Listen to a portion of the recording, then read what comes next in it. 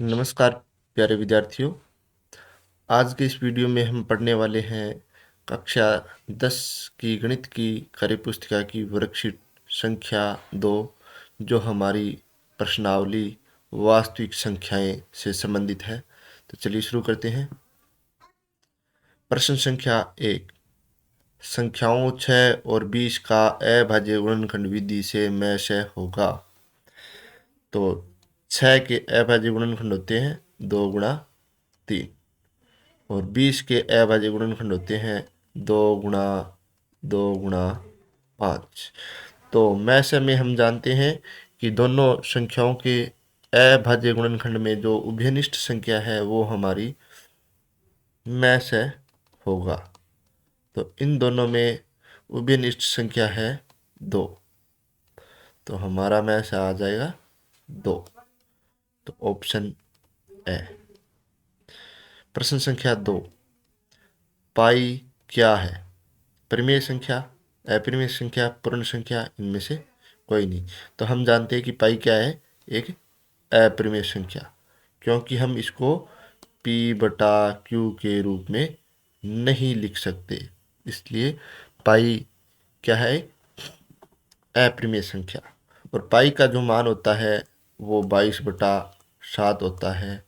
यहाँ पर 22/7 है, वो एक परिमेय संख्या है।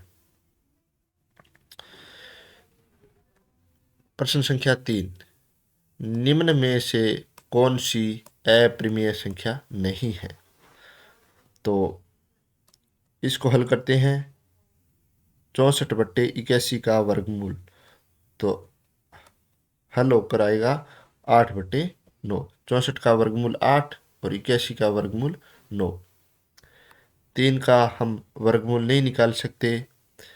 21/35 का वर्गमूल, 21 और 35 का भी हम वर्गमूल नहीं निकाल सकते।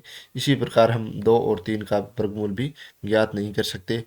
तो हमारा जो अपरिमेय संख्या नहीं है, यानी इसमें ऑप्शन सही हो जाएगा ए। यानी हमें परिमेय संख्या के बारे में पूछा है, तो इसमें ए ऑप्शन सही हो जाएगा।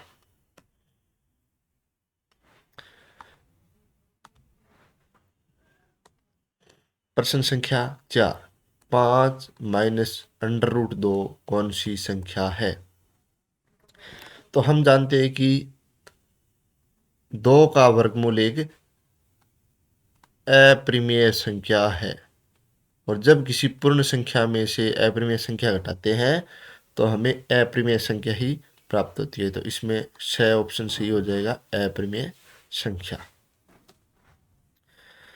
क्वेश्चन नंबर 5, 1260 के अभाज्य गुणनखंडों को घातांक के रूप में लिखिए।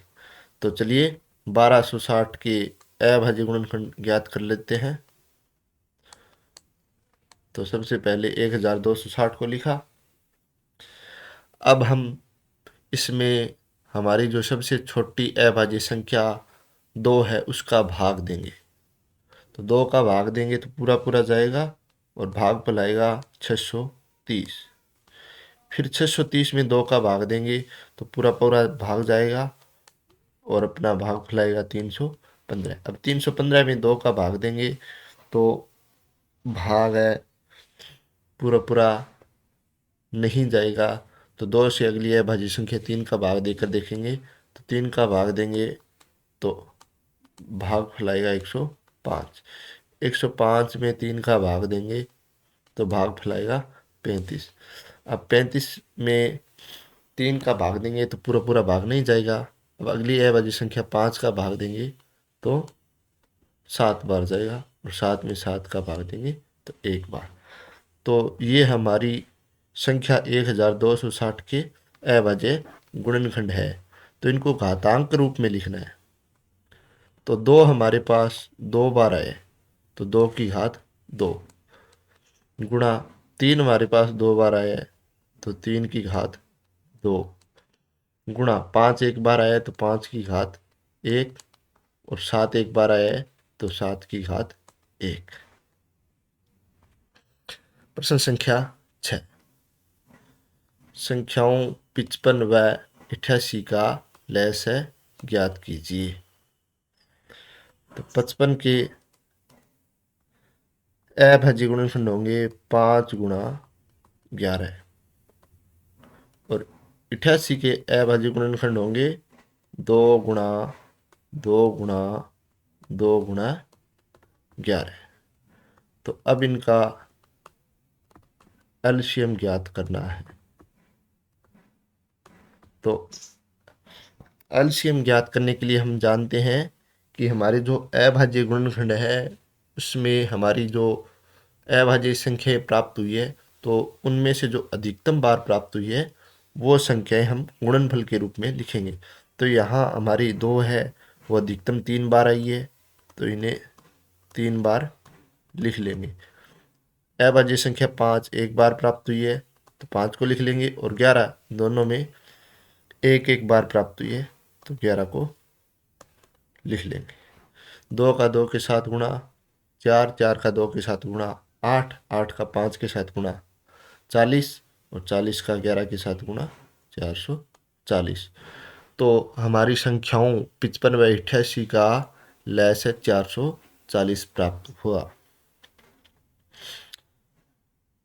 प्रश्न संख्या 7 संख्याओं 4052 और 12576 का मय से ज्ञात कीजिए।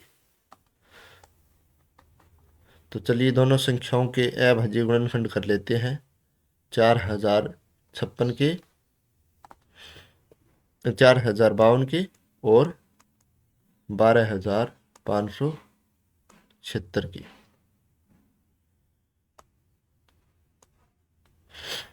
तो 4052 में 2 का भाग देंगे तो हमें प्राप्त होगा 2026। 2026 में 2 का भाग देंगे तो हमें प्राप्त होगा 1013। अब 1013 वो हमारी एक अभाज्य संख्या है तो इसमें हम 1013 का ही भाग देंगे तो भागफल आएगा 1। दूसरी संख्या है 12576। इसमें हम 2 का भाग देंगे तो भागफल आएगा 6288। फिर 2 का भाग देंगे तो 3144। फिर 2 का भाग देंगे तो 1572। फिर 2 का भाग देंगे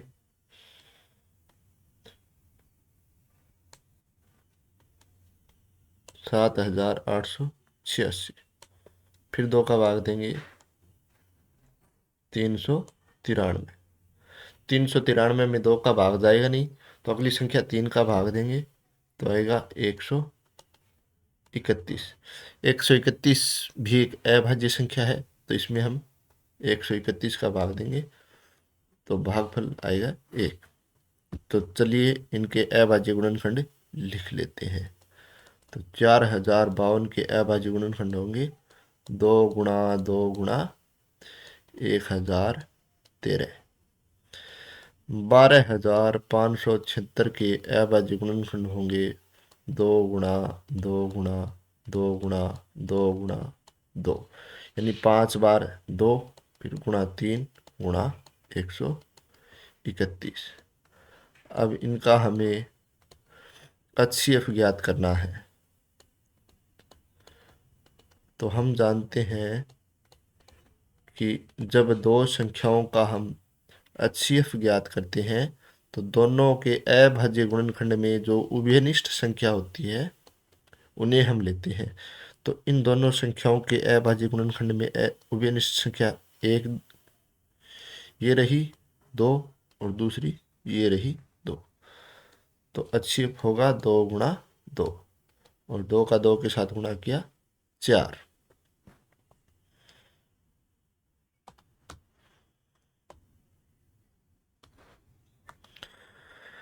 प्रश्न संख्या 8 दो संख्याओं के लय से व मय से में संबंध लिखिए। तो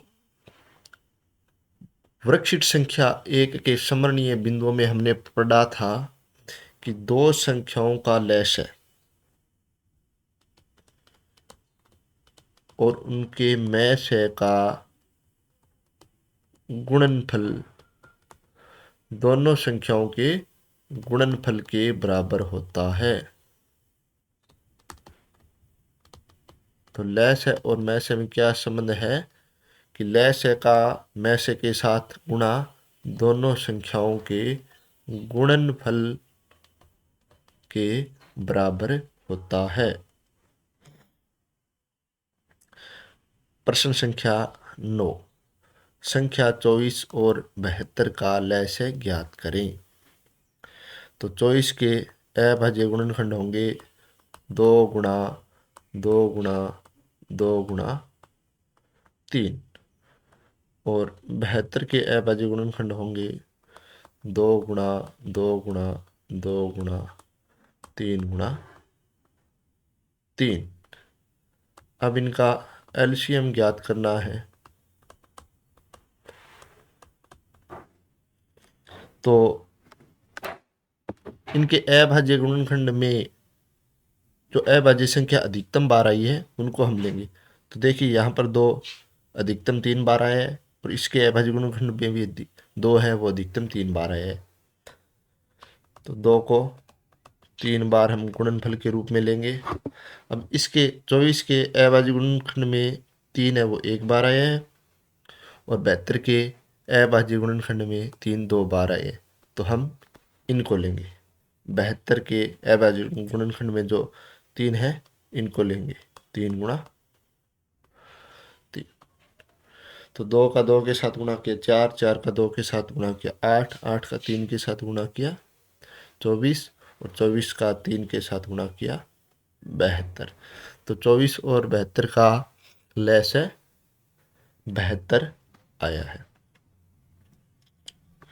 प्रश्न संख्या 10, x का मान है 2 की घात 3 गुणा 3 की घात 2 तथा y का मान है 2 की घात 2 गुणा 3 की घात 2 हो तो x और y का लैस है वह मैस है ज्ञात कीजिए। तो x के जो हमारे अभाज्य गुणनखंड है वो इस प्रकार है 2 गुणा 2 गुणा 2 गुणा 3 गुणा 3 और y के जो अभाज्य गुणनखंड है वो इस प्रकार है 2 गुणा 2 गुणा 3 गुणा 3। तो पहले x और y का मैस निकाल लेते हैं। तो दोनों के अभाज्य गुणनखंड में उभयनिष्ठ संख्याओं को हम लेंगे मैस निकालने के लिए। तो 2, इसमें भी 2 2 2 3 3 3 और 3। तो मैस आएगा 2 गुणा 2 गुणा 3 गुणा 3। 2 के साथ 2 का गुणा किया 4, 4 का 3 के साथ गुणा किया 12 और 12 का 3 के साथ गुणा किया 36। अब इन दोनों संख्याओं x और y का हम लैस निकालेंगे। तो लैस निकालने के लिए अभाज्य गुणनखंड में अधिकतम बार आई हुई संख्या लेंगे। तो 2 इसमें अधिकतम 3 बार आया हुआ है और इसमें 2 बार। तो हम जो अधिकतम बार है वो संख्याएं लेंगे। तो 2 अधिकतम 3 बार आया हुआ है तो 2 को ले लिया 3 बार। 3 दोनों में 2 2 बार आया हुआ है तो हम 3 को 2 बार ले लेंगे। 2 का 2 के साथ गुणा किया 4, 4 का 2 के साथ गुणा किया 8, 8 का 3 के साथ गुणा किया 24 और 24 का 3 के साथ गुणा किया 72। तो इस प्रकार हमें x और y का लैस प्राप्त हुआ है वह है 72। उम्मीद है आप सभी को ये वीडियो बहुत पसंद आया होगा। मिलते हैं नेक्स्ट वीडियो में।